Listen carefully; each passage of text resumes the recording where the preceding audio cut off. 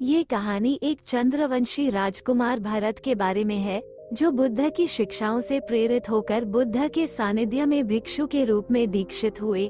बौद्ध संघ में एक नियम था, जो भी भिक्षु दीक्षित होते थे उन्हें भिक्षा मांगने के लिए अलग अलग जगहों पर जाना पड़ता था।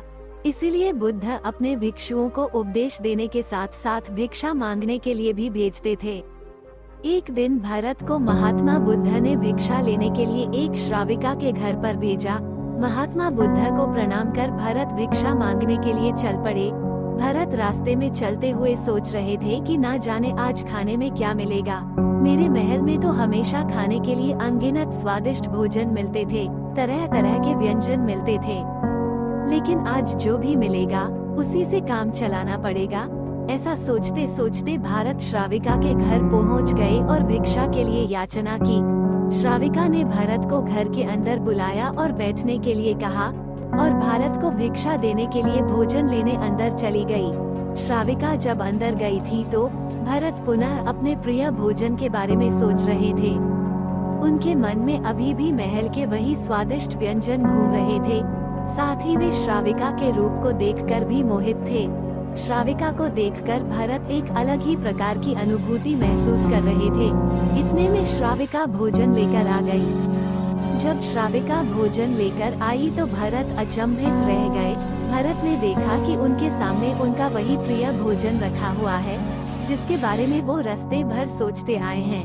अपने प्रिय भोजन को देखकर भरत खुश हो गए और भिक्षा ग्रहण करने लगे। भिक्षा ग्रहण करते हुए भरत सोचने लगे कि उनको हमेशा खाना खाने के बाद कुछ विश्राम करने की आदत है, ठीक वैसे ही जैसे वे अपने महल में किया करते थे। लेकिन आज उन्हें यहाँ से खाना ग्रहण करने के बाद चिलचिलाती धूप से होकर वापस आश्रम पहुँचना है। भोजन हो जाने पर श्राविका ने भरत को कुछ समय विश्राम करने के लिए आग्रह किया। भरत पुनः खुश हो गए। सारी इच्छाओं की पूर्ति होते देख भरत इसको एक संयोग मानकर कुछ देर के लिए लेट गए। लेटते हुए भरत सोचने लगे कि आज तो सोने को मिल गया, लेकिन मेरे सर पर से हमेशा के लिए छत का साया तो मिट ही गया है।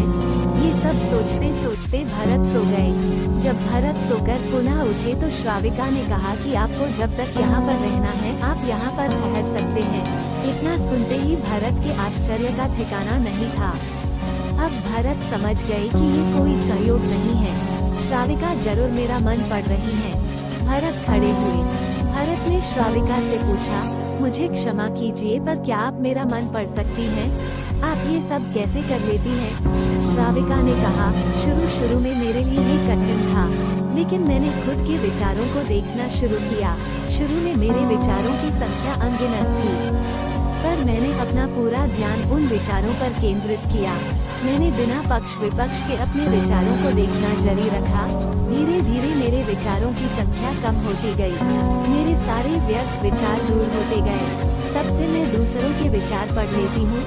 ये सब सुनकर भरत घबरा गए। भरत ने श्राविका से आज्ञा ली और वहाँ से निकल पड़े। रास्ते में चलते हुए भरत अपने मन के विचारों का स्मरण करने लगे। भरत के मन में श्राविका के बारे में अश्लील विचार आए। श्राविका ने उनके के बारे में क्या सोचा होगा? भरत को खुद पर शर्म आ रही थी। वो बहुत लज्जित महसूस कर रहे। रास्ते भर वो खुद को लज्जित महसूस करते रहे और थोड़ी ही देर में वो आश्रम पहुँचे गए। भरत ने बुद्ध से कहा कि अब से वो कभी भिक्षाटन के लिए नहीं जाएंगे। बुद्ध ने भरत को नीचे बैठाया और कहा, क्या हुआ, तुम मुझे अपनी व्यथा विस्तार से बताओ। भरत ने बुद्ध को सारी बात विस्तार से बताई। भरत की बातों को सुनकर बुद्ध ने कहा कि आज से 7 दिनों के लिए श्राविका के घर पर भिक्षा के लिए तुम ही जाओगे, लेकिन तुमको कुछ बातों का ध्यान रखना पड़ेगा। कल तुम जाते हुए अपने चित्त को पूरे होश में रखना। तुम्हारे अंदर कौन से विचार उठ रहे हैं, कैसे विचार उठ रहे हैं, उन पर ध्यान केंद्रित करना। होशपूर्ण और जागृता के साथ ध्यान करना कि कौन सी वासना तुम्हारे भीतर उठ रही है। इन सभी का ध्यान करते हुए जाना और फिर वापस आकर मुझसे विचार विमर्श करना। अगले दिन भरत बुद्ध के बताए अनुसार पूरे मार्ग में अपने होश को जागृत रखते हुए चल रहे थे।